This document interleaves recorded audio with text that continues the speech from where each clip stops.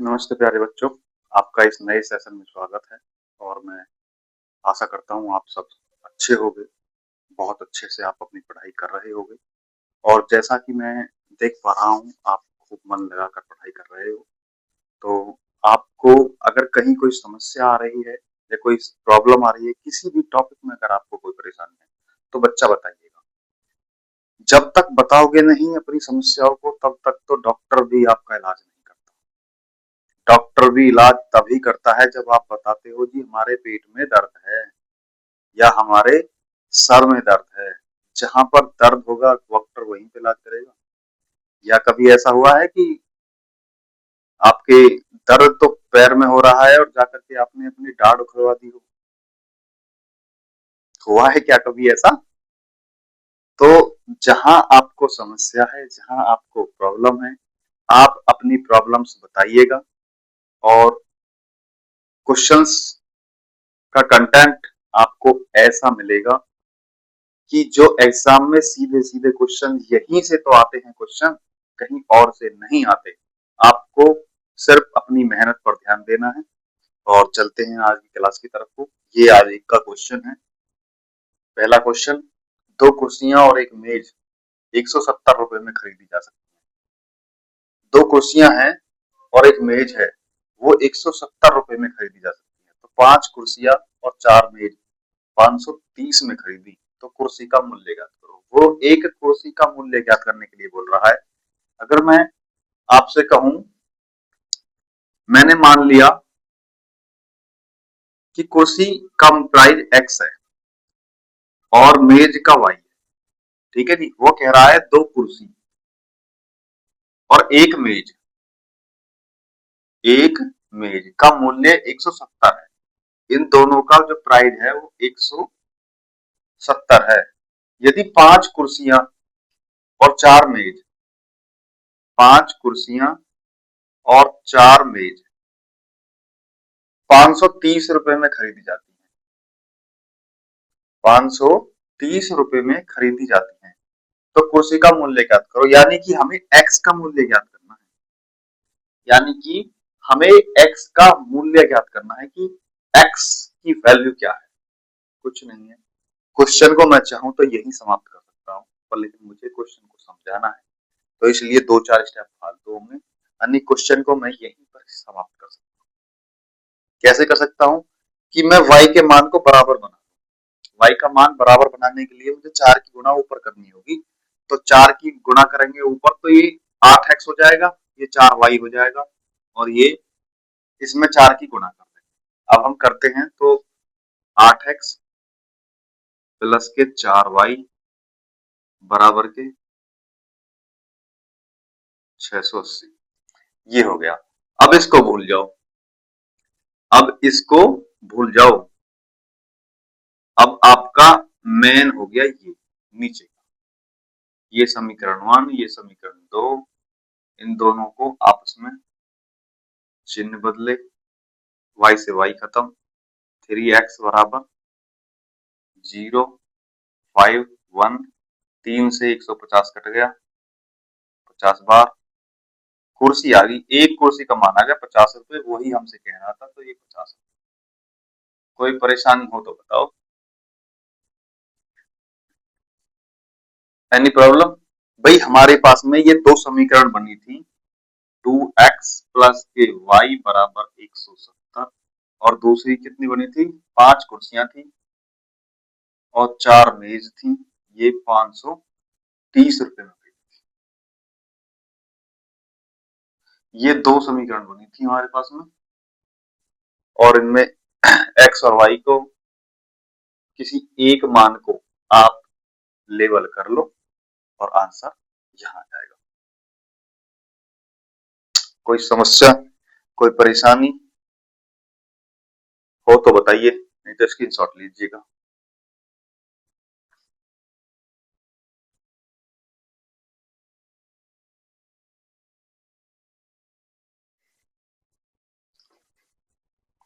देखिएगा बच्चों, ये आज की क्लास का पहला क्वेश्चन है।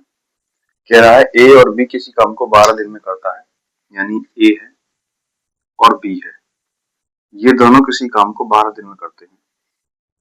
बी और सी वही काम को 16 दिन में करते हैं, यानी कि बी और सी उसी काम को 16 दिन में करते हैं। फिर कह रहा है सी और ए उसी काम को 24 दिन में करते हैं, यानी सी और ए ये 24 दिन में करते हैं। तो तीनों का काम निकाल लेंगे, तीनों का काम का एलसीएम होगा। एलसीएम कितना आ गया, 24 दिन 48, 48 आ गया। तो ए और बी कितने दिन में, 4 दिन में। बी और सी कितने दिन में, 3 दिन में। और सी और ए कितने दिन में, 2 दिन में। ये इनके कार्य की क्षमता आ गई तीनों की। ए बी 4 में, बी सी 3 में और सी ए 2 दिन में कार्य को करते हैं। अगर मैं इनको देखूं A plus B plus C twice बराबर, तो तीनों मिलकर कितना काम कर रहे हैं, 4 3 7 2 9, ये 9 काम कर रहे हैं। तो ए प्लस बी प्लस सी तीनों मिलकर करेंगे 9/2 वर्क। ठीक है जी। अब वो हमसे कह रहा है कि बी का काम ज्ञात करो, बी का कार्य ज्ञात करो। जब हम बी का कार्य ज्ञात करेंगे तो इसमें से ए और सी का घटा लेंगे। ए और सी का कितना है, 2, 2 2 4, 5/2। तो ये 5/2 आपका बी का एक दिन का काम आ गया। बी इतना काम एक दिन में करता है, बी इतना काम एक दिन में करता है। तो बी पूरे काम को कितने दिन में कर देगा, टोटल वर्क कितना है 48। बी एक दिन में काम कितना कर रहा है, 5.2, 5/2। 5 से इसको काट लो, 5 9 45, 5 6 30, 6 दूनी 12, 18 1 19, 19.2 डेज में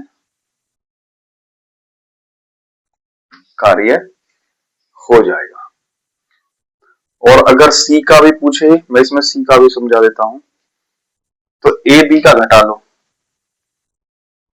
ए plus B plus C 9/2। A B का घटा लो, ए बी का कितना है 4, तो माइनस के 4, 4 दूनी 8, 1/2। ये सी का काम आ गया 1/2, सी का काम आ गया 1/2। तो टोटल वर्क जो सी करेगा वो 48/1 गुना 2, 6 9, 96 दिन में सी कार्य को समाप्त करेगा। 96 दिन में सी कार्य को समाप्त करेगा। ए का भी निकाल दो, मैं इसमें तीनों ही निकाल दूंगा। ए का काम 9/2, बी और सी कितने 3, माइनस के 3, तो ए बराबर 3/2। ये सी का वर्क हो गया, ये बी का वर्क हो गया और ये ए का वर्क हो गया आपका 48/3 गुना 2, 16 32 दिन में।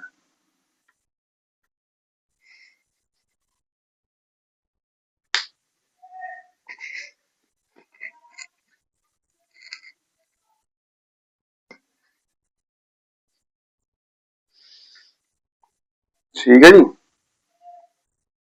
एक सवाल में मैंने आपको तीनों समझा दिए हैं। ठीक है,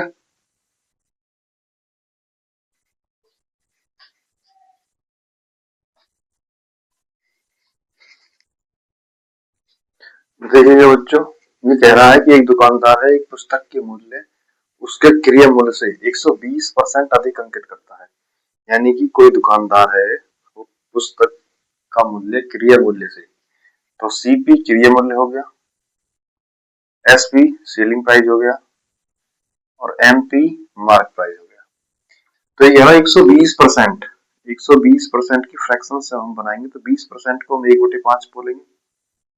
तो 20 सिक्के 120, तो ये 6/5 हो गया, यानी कि 120% अधिक अंकित करता है। अगर सीपी 5 है तो मार्क प्राइस 11 हो गया, सीपी 5 है तो मार्क प्राइस 11 हो गया, सही या गलत? अब आगे कहता है वो, यदि वह अंकित मूल्य पर 10% की छूट देता है, यानी कि पुस्तक का जो अब मूल्य है या पे 11 पे 10% की छूट दे रहा हूं। 10% को हम कितना कहेंगे? 1/10, यानी कि 10 की वस्तु को वो 9 में बेचने के लिए कह रहा हूं कि मैं इतने में अब इसे सेल करूंगा। तो उसका प्रॉफिट परसेंटेज बताइए, तो उसका लाभ बताइए। लाभ हमेशा सीपी पे हो तो एसपी के लिए, दोनों मार्क प्राइजों को बराबर कर लो, यहां 10 की गुना तो यहां भी 10 की गुना, यहां 11 की गुना तो यहां भी 11 की गुना। यहां तक कोई परेशानी हो तो बताओ, यहां तक कोई समस्या हो तो बताओ। 5 से 10 की गुना करेंगे तो 50, 50 की वह वस्तु थी जो कि उसने 110 रुपए की बना ली, जो कि उसने 110 रुपए की बना ली और 99 की उसने सेल कर दी, 99 की उसने सेल कर दी। ओके, तो अब वो प्रॉफिट परसेंटेज, यानी 50 की वस्तु थी, 99 में बेच दी तो कितने का प्रॉफिट? 49 का। कितने पे? 50 पे। तो परसेंटेज निकाल दो, 0 से 0 खत्म, 5 दूनी 10 बराबर 98%। प्रॉफिट परसेंटेज आ गया 98%। बिल्कुल सिंपल और आसान भाषा में क्वेश्चंस को मैं आपको बता रहा हूं। आप जुड़िएगा देखिए एग्जाम से, और यकीन मानिएगा आपकी तैयारी बहुत अच्छे से चल रही है, जो आपको बीए 22/22 क्वेश्चन दिलाने में आपकी पूर्णतः मदद करेगी। यह क्लास वो क्लास है, तो लीजिएगा स्क्रीनशॉट।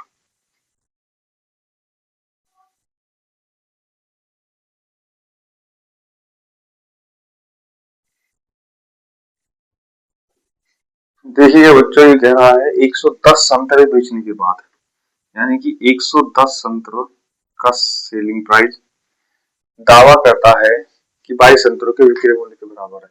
जब 110 संतरे हम बेच रहा है तो 110 संतरों का सीपी भी तो कुछ होगा, ठीक है जी। लाभ हो रहा है तो सेलिंग प्राइस में से सीपी घटेगा, तो बराबर कितने के बराबर लाभ हो रहा है? 22 संतरों के विक्रय मूल्य के, 22 संतरों के सेलिंग प्राइस के बराबर उसे लाभ प्राप्त हो रहा है, ठीक है जी।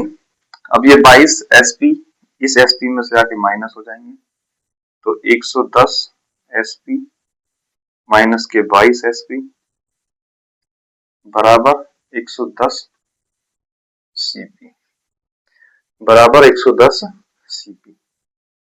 कोई समस्या? 110 में से 22 गए तो ये 88 एसपी आ गई, 110 सीपी आ गई। एसपी अपॉन सीपी का रेशो ले लेंगे तो ये 110 अपॉन 88। यहां तक कोई समस्या किसी को हो तो बताइए, यहां तक कोई समस्या परेशानी? 110 एसपी बेचने के बाद जब ये इतने बेचे हैं तो ये इतनी सीपी के बराबर भी होंगे, तो ये बेचने के बाद 22 एसपी के बराबर इसे लाभ हो रहा है, तो दोनों को बराबर कर लिया, मान निकाल दिया। और अगर मैं इसे काटना भी चाहूं तो 22 चौक 88, 22 पंजे 22 चौक 88 और 22 पंजे 100, यानी कि 4 की कोई वस्तु थी वो 5 में बेच दी, तो कितने का प्रॉफिट?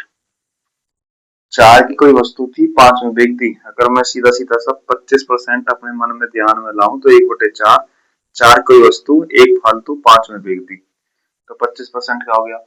और अभी अगर प्रॉफिट परसेंट निकालना चाहो तो 4 की कोई वस्तु थी 5 में बेच दी, 1 का प्रॉफिट गुना 100, 4 से 100 कट गया, 25 बार बराबर 25% का प्रॉफिट उसको हो गया, 25% का उसको प्रॉफिट हो गया।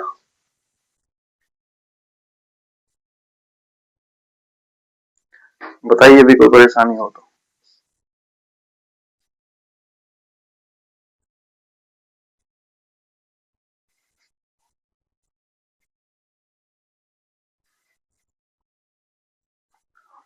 देखो ये कह रहा है 17 पुस्तकों को 720 रुपए में बेचने के बाद, कि 17 पुस्तक हैं उन्हें हम 720 रुपए में बेच रहे हैं।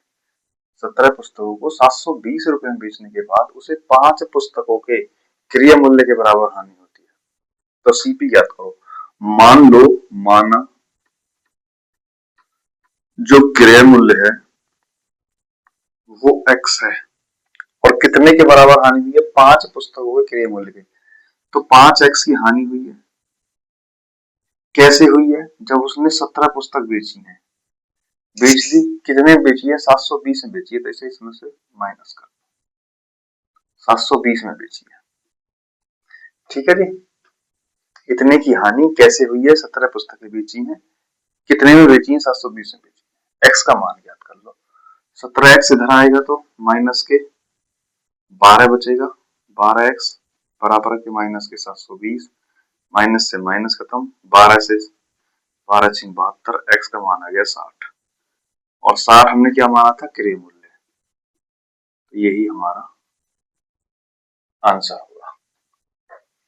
कोई समस्या परेशानी बन रही हो, बेजोड़ सा कोई दर्द उठ रहा हो तो बताओ, अदरवाइज क्वेश्चन आपका ये है। लीजिए इसका स्क्रीनशॉट।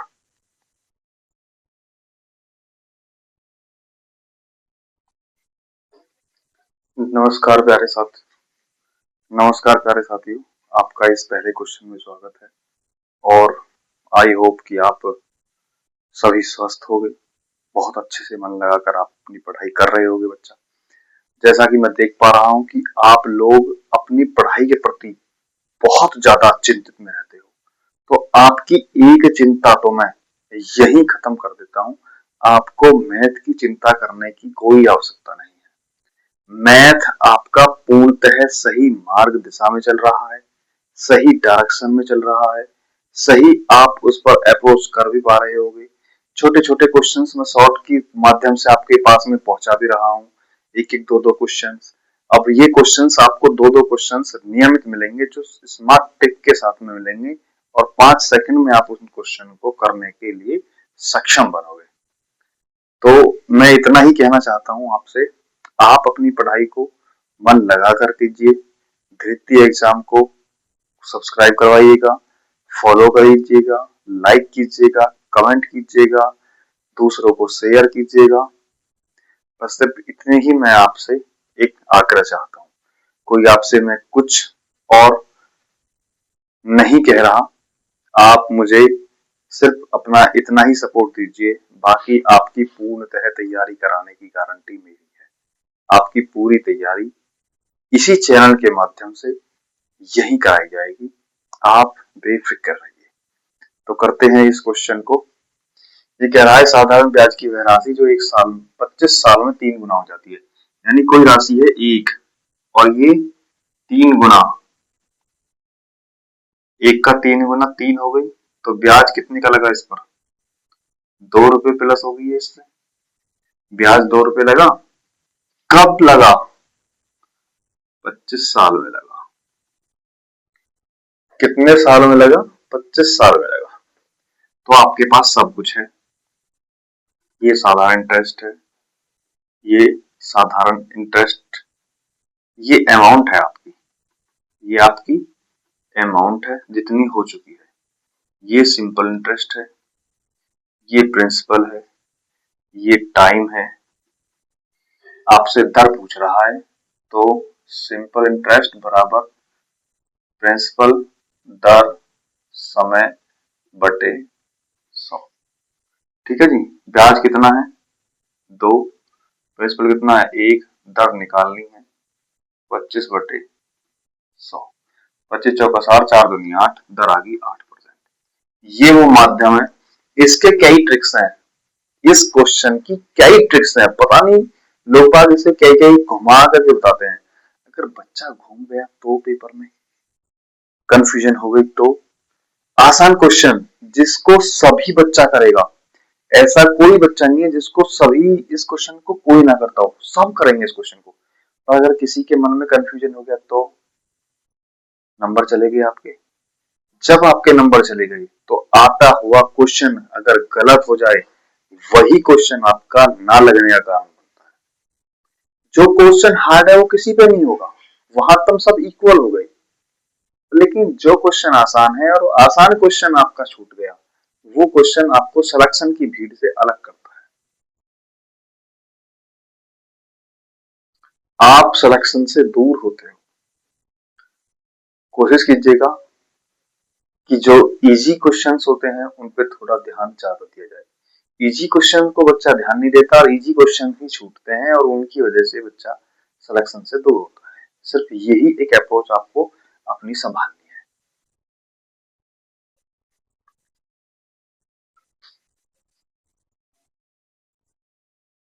देखिएगा बच्चों, समय और दूरी का ये क्वेश्चन है, बहुत प्यारा सा क्वेश्चन है। आपके एग्जाम में खूब भर भर के समय और दूरी के क्वेश्चन आते हैं।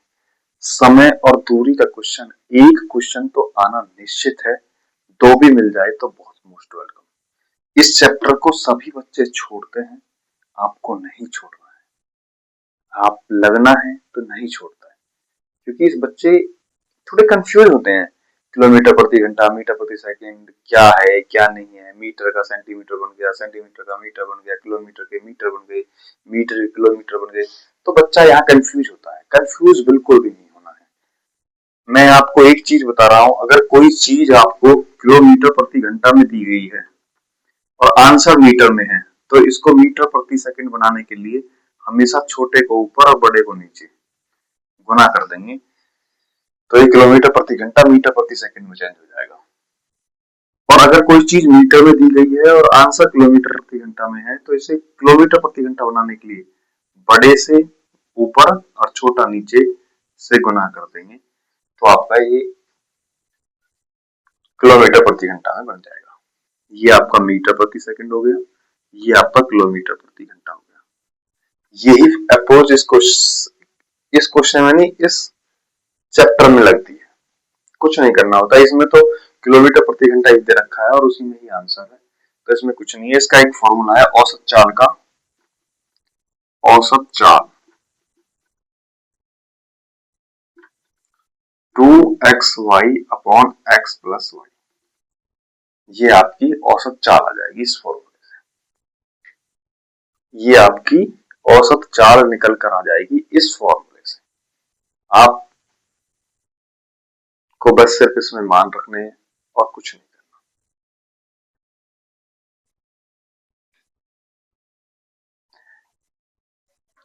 क्वेश्चन क्या कह रहा है, कार्तिक है, वो बिंदु ए से बी तक, बिंदु ए से जा रहा है बी तक 50 किलोमीटर प्रति घंटा गति से, और बी से 30 किलोमीटर प्रति घंटा गति से एक ही तरफ आ रहा है। जब समान दूरी चल रहा हो, जब समान दूरी चल रहा हो, इस फॉर्मूला को तभी लगाना। बात मान रहे हो या नहीं मान रहे? ये समान दूरी पर फॉर्मूला लगेगा। अगर समान दूरी नहीं है तो ये फॉर्मूला नहीं लगेगा। अब समान दूरी है ए से बी तक, बी से ए तक, तो दूरी समान है, जाके उसने दे न रखी कितनी दूरी है, हमें उससे मतलब भी नहीं है। हमें उनकी चालों से ही औसत चाल निकल के आ जाएगी। तो पहली चाल कितनी है 50, 2 की गुना करो 50 से। दूसरी चाल कितनी है 30, 50 की गुना करो 30 से, बटे 50 जमा 30। इतना करना था आपने। अब 50 और 30 ये तो हो गया 80, 50 दूनी 100 और 3 300, 3000, जीरो से जीरो खत्म, जीरो से जीरो खत्म। 8 से इसको काट लो, 8 दिया 24, 6 बचे, 8 सत्ते 56, 4 बचे, 8 पंजे 40।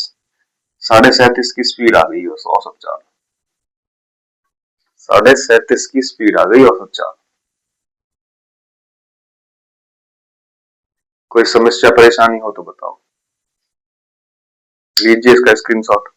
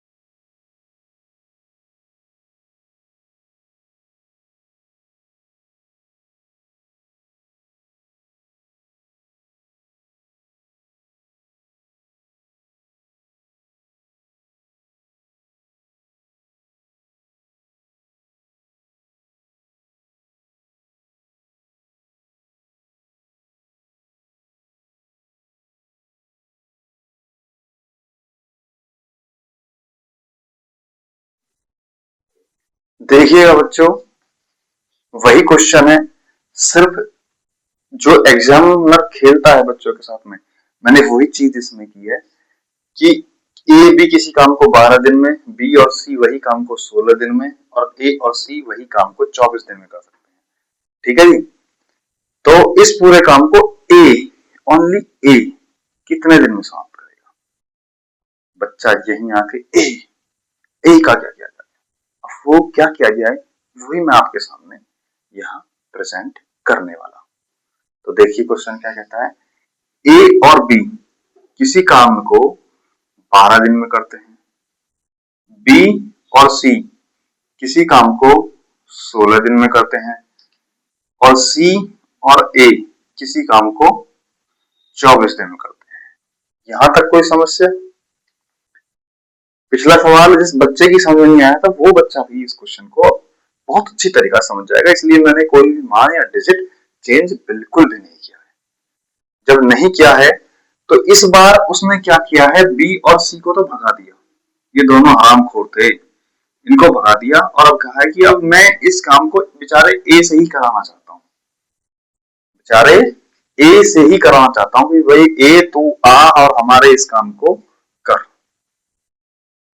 तो ए से हम इस काम को कराते हैं, आइए देखते हैं कैसे कराते हैं। इन तीनों का एलसीएम लेते हैं, तीनों का एलसीएम लेते हैं, तीनों का एलसीएम कितना गया, 12, 16, 24 का 48।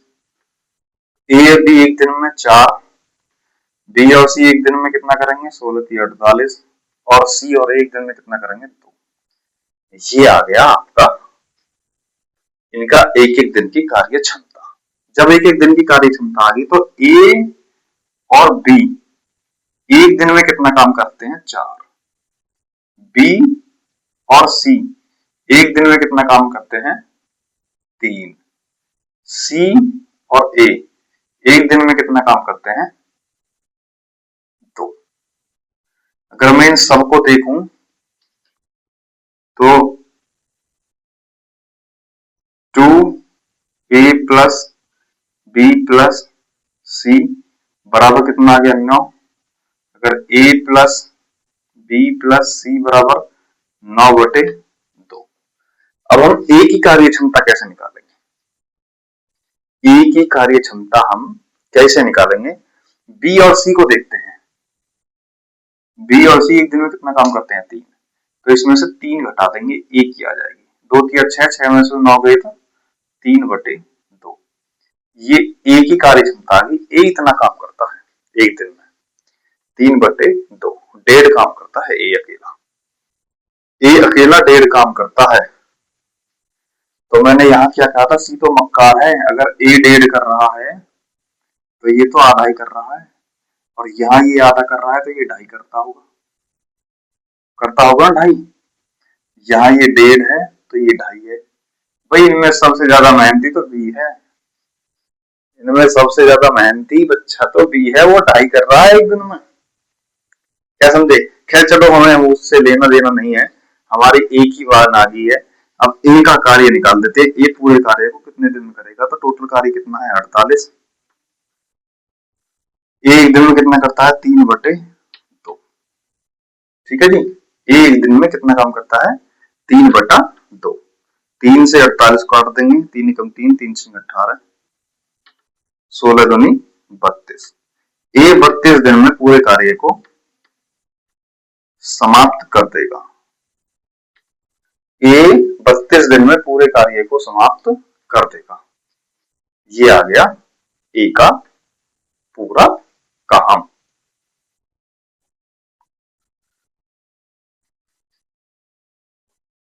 तो बच्चों, आज की क्लास को इतना ही रखते हैं।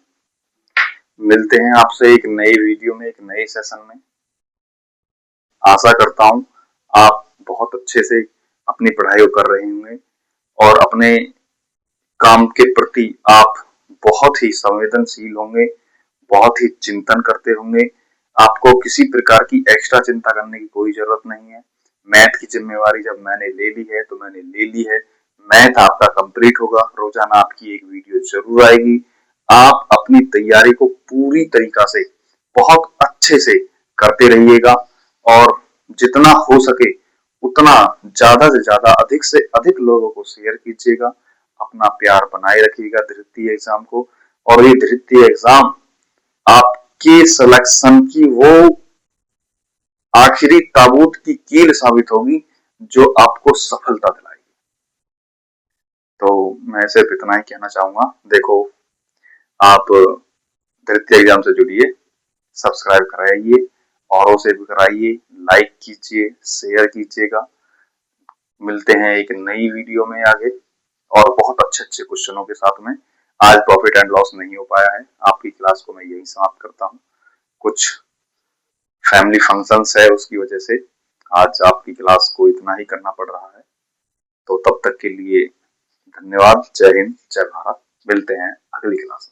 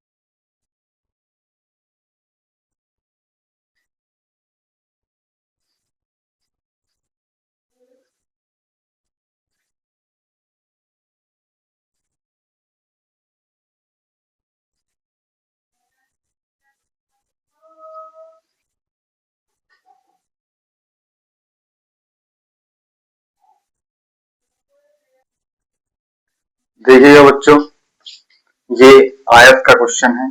आयत के ही क्वेश्चन अभी तक मुझे टकराए हैं। आयत से अलावा कोई और क्वेश्चन पूछ नहीं रहा है। तो आज फिर एक आयत का क्वेश्चन मिला है आपके प्रैक्टिस सेट में। तो आयत का ही क्वेश्चन मैं आपके बीच में ये लेकर के आया हूँ। ये क्या कह रहा है कि एक आयताकार भूखंड है। माना कि ये आयताकार भूखंड है। ठीक है जी। ये कह रहा है इसकी लंबाई इसकी चौड़ाई, ये इसकी लंबाई हो गई और ये इसकी चौड़ाई हो गई, से 3 गुनी है। लंबाई इसकी चौड़ाई से, लंबाई चौड़ाई से 3 गुनी है। अगर मैं इसको x मान लू तो ये 3x हो गया। ये यही तो कहना चाह रहा है, चौड़ाई से 3 गुनी है, लंबाई इसकी चौड़ाई से 3 गुनी है। और इसका क्षेत्रफल, क्षेत्रफल कितना होता है इसका, L इंटू बी,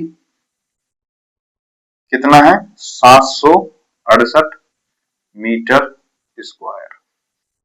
ठीक है जी, कोई समस्या, कोई समस्या नहीं है। तो L कितना है 3x, बी कितना है x बराबर 768। यहां तक कोई समस्या, यहां तक ये मैटर समझ में आया आपके। भाई एक आयत है, इसकी लंबाई चौड़ाई से 3 गुनी है, तो ये x मान लिए 3x हो गई। इसके क्षेत्रफल का फॉर्मूला क्या होता है, लंबाई गुना चौड़ाई। क्षेत्रफल हमें दे रखा है 768, 768 ले लिया हमने। अगर इसको सॉल्व करेंगे तो ये होगा 3x स्क्वायर बराबर के 768, एक्स स्क्वायर बराबर क्या आ गया 768 बटे 3। यहां तक कोई परेशानी हो तो बताओ, यहां तक कोई परेशानी हो तो बताओ। 3 से इसको काट लो, 3 दूनी 6, 3 पंजे 15, 3 सिंह 18। एक्स स्क्वायर का मान आ गया 256, एक्स स्क्वायर का मान आ गया 256। 256 कितने का वर्ग है, वर्गमूल याद करे, कर लो बेटा, करने पड़ेंगे, इस क्वेश्चन में फंस जाओगे। ये 16 का वर्ग है तो x का मान आ गया 16, ये 16 का वर्गमूल है तो x का मान आ गया 16। जब x का मान 16 आ गया तो 16 को इन दोनों में रख दो, चौड़ाई होगी इसकी 16 और लंबाई होगी इसकी 48। देखना 3 गुनी है ना, 16 की 48। अब ये कह रहा है इसका परिमाप, आयत का परिमाप। परिमाप क्या होता है, आयत का परिमाप, आयत का परिमाप 2l प्लस के b, यही होता है। अरे मैंने यही लिखवाया है, बोलिएगा तो सही, कैसे चुप हो आप। 2 को ऐसे ही लिखो, l कितनी है 48, b कितनी है 16, ये कितनी हो गई 64, 2 गुना 64, इन दोनों को जोड़ करके लिख दिया। 64 में 2 की गुना करेंगे तो ये आ गया 128। परिमाप कितना आ गया 128। यही आपसे पूछा था, भूखंड का परिमाप याद कीजिए। चौड़ाई से 3 गुनी लंबाई है, ये x मान ली, ये 3x मान ली, दोनों का मान रख दिया, x की वैल्यू निकाल ली। यहां तक कोई समस्या। जब x की वैल्यू निकाल ली तो x की वैल्यू की जगह इनके मान रख दिए, चौड़ाई 16 आ गई, लंबाई 48 आ गई। आयत का परिमाप है, लंबाई चौड़ाई को दोनों को धर के योग कर लिया, योग की 2 से गुना कर दी और वो 128 प्राप्त हुआ। बस इतना सा क्वेश्चन था।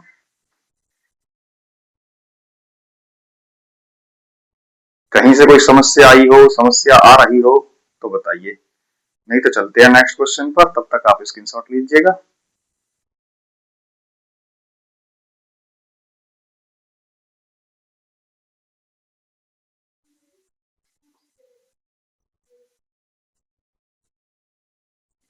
देखिएगा बच्चों, ये एक परसेंटेज का क्वेश्चन है, बहुत आसान सा क्वेश्चन है, उसी प्रैक्टिस सेट का क्वेश्चन है। यानी कि इतने आसान क्वेश्चन आपके बीच में परीक्षा में आते हैं। मतलब मेरा कहने का सिर्फ उद्देश्य सिर्फ इतना है, अगर आप मन लगाकर इस क्लास को देख ही रहे हो ना, तो ये तो मैं आपको सुनिश्चित बिल्कुल कर सकता हूं कि आप मैथ में 100% स्कोर करेंगे। बहुत अच्छा कंटेंट ढूंढ ढूंढ के निकाला जा रहा है, बहुत अच्छे क्वेश्चंस जो बनने के प्रबल दावेदारी रखते हैं वो क्वेश्चंस निकाले जा रहे हैं, आपके बीच में कराए जा रहे हैं। किस प्रकार से उनको करने की आपकी अप्रोच होनी चाहिए, वो अप्रोच आपके सामने प्रेजेंट की जा रही है। आप घबराएं बिल्कुल भी नहीं, आपके क्वेश्चंस बहुत अच्छी तरीका से, आपका सिलेबस खत्म होगा, आप क्वेश्चन को करना बहुत अच्छे प्रकार से सीख जाओगे। तो चलते हैं क्वेश्चन पर। क्या कह रहा है? 800 के 75%। ये 800 है, के का मतलब गुना 75%। 25% कितना होता है? 1/4। तो 75% हो जाएगा 3/4। अब जिसको ये नहीं पता कि 3/4 कैसे होना है, वो भाई देखो, मैं तो ये कहूंगा मेरी मैथ परसेंटेज की फ्रैक्शंस की क्लास को देखिए जा करके। आप फ्रैक्शंस के बारे में जानोगे, सीखोगे, तभी आप कर पाओगे। ठीक है।